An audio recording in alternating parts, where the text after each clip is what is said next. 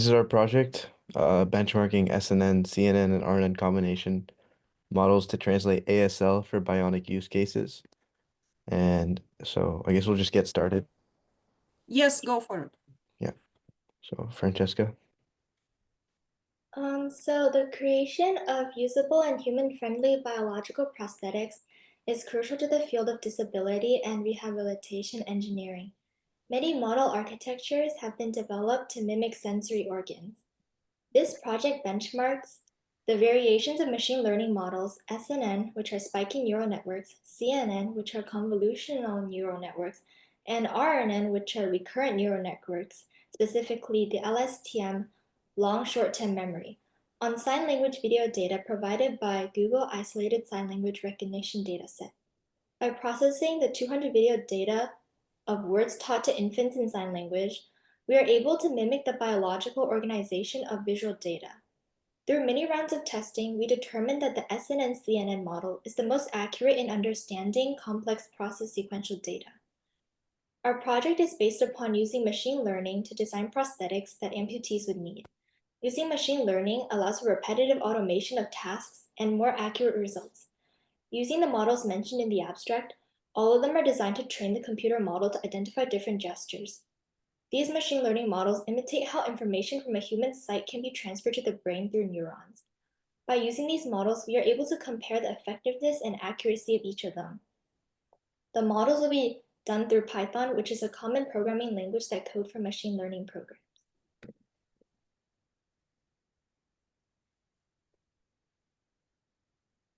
To train our models, we used the Google Isolated Sign Language Recognition dataset as mentioned before. It contains over 83,000 videos of 250 ASL signs. We processed the data by extracting frames at 30 FPS, normalizing the pixel values, and resizing them. We also used OpenCV and Kalman filters to extract and track key landmarks like pose, hand, and lips. We finally used the MediaPipe holistic model to extract the features and landmarks.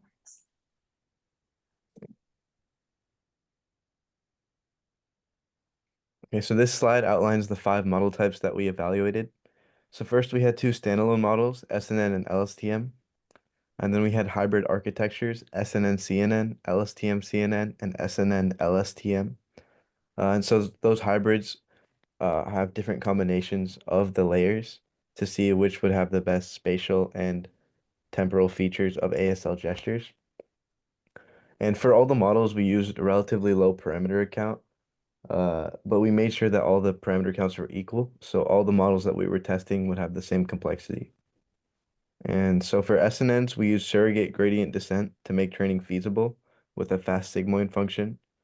The LSTMs were bidirectional, and we used 298 units per layer just to make sure that the total number of parameters for all the models would be equal. And so the hybrid models combine convolutional layers, which extract spatial features like hand shape and position, with either SNN or LSTM, which can handle the temporal dynamics, which is uh, being able to understand the gestures over time. And we use the Atom optimizer for all the models and made sure all of our batch sizes and learning rates would be the same for all of them. And so, yeah, this is just going into how we made sure our parameter counts would be the same.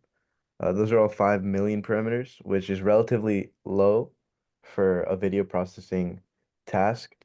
But again, the idea was just to benchmark the models and make sure they had the same amount of parameters.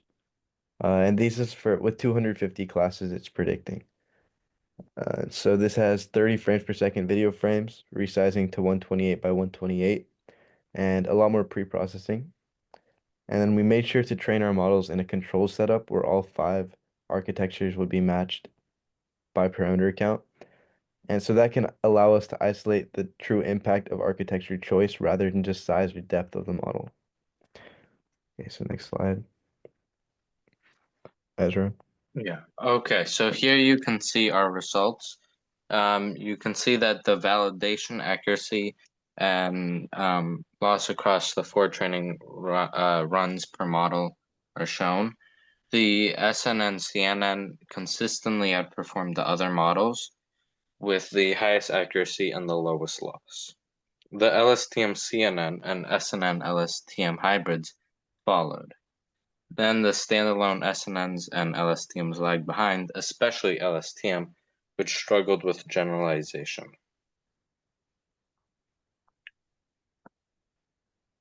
Next slide. So here is our further analysis. We further analyzed the behavior of the trained versus the untrained models. In the trained SNN-CNNs, the synaptic current patterns were structured and dynamic, showing that the model learned meaningful spatiotemporal features. In contrast, the untrained model's currents were flat, confirming the importance of training and spiking behavior. Next slide. So the hybrid models also outperform the standalone models because of their ability to capture both spatial and temporal aspects of ASL. The SNN-CNN offered the best trade-off between accuracy and biological plausibility, but the LSTM models tended to overfit because of their parameter density, and pure SNNs lack the spatial awareness needed. Next slide. So here are the limitations that we faced. So our results are promising, but of course there are limitations, and one of them is the dataset, which only included isolated signs in controlled environments. The real world would of course have noise and lighting variation and continuous signing, which would be new challenges, but our dataset didn't have that. Also, none of our models have yet been deployed on physical prosthetics. So for future work, having benchmarked these models, we now want to move from recognition to being able to control the prosthetic hands, starting off in a simulation environment. The future direction is a dual layer prosthetic system that identifies gestures but also understands the intent behind them and is able to respond with real-time motion. We think that pairing high-level understanding with low-level motion prediction can help prosthetics respond like a human would. So for example, understanding the command pick up the cup gently means knowing how to move, what to grasp, and how much force to apply. And so what we want to do for the next phase of our work would be to integrate language models with motion prediction modules, which can help us simulate intelligent and also adaptive prosthetic systems. And the ultimate goal is a fully interactive simulation that can replicate real-world scenarios in prosthetic hand. So more into the proposed system would have two main components, which is the semantic interpretation, which uses a large language model. In this case, we would use GPT to analyze multimodal data, such as, for example, EMG signals, vision input, and context of the task itself. And instead of treating sensor data as raw numbers, we can interpret this data as structured commands, essentially understanding what the user wants to do. And that's how we can leverage LLMs for this task. And so what that we could do with that is take that structured output and convert it into precise joint angle commands or grip forces that can actually give that command on a low level to the simulated prosthetic hand. So this can incorporate Kalman filtering and different sensors, allowing it to adapt in real time. So essentially, the main idea here is the integration with the generative model acting as sort of the brain, as a brain would in the human body. And the sequential model is the body, which handles the execution, which takes in what sort of the brain will tell it to do and capture that into physical low-level commands for the hand.